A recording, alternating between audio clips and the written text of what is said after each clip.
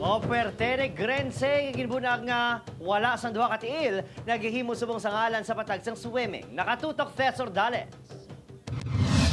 Ginbunag man nga may Focomelia syndrome o kung wala sang duha ka mga tiil, nagdako sang normal kasubong sang ibang mga kabataan si Zach Lucas of Sioma sa Barangay Zone 4 Cadiz City, Negros Occidental. Suno sa iya Iloy ilaging pabatiyag kay Luke nga wala siya sang sablag sa lawas. Rason nga naging dedikado ang bata sa pagmatumato sa paggawi sa balayman o kon sa eskwelahan.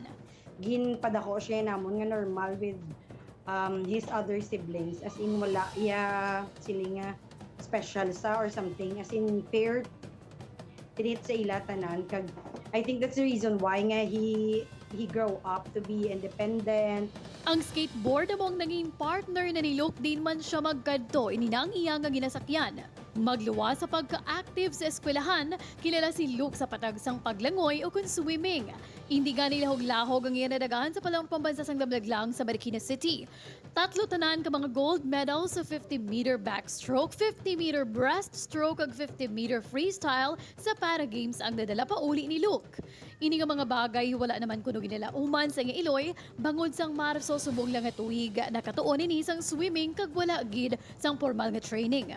Sa pulang sa isa ka resort, ini nag-practice tubtob na kitaan sang potensyal sa provincial meet. That's the first time nakita ko siya nga nag-swim na gidiya nga wala na floaters nga daw na teary-eyed makubla pagkita ko kay in the previous namon nga swimming hindi gid siya biskan may floaters na sa hindi siya ginakubaan siya. May damo pa sa mga kompetisyon nga handom ni Luke nga mapasakupan sa palaabuton.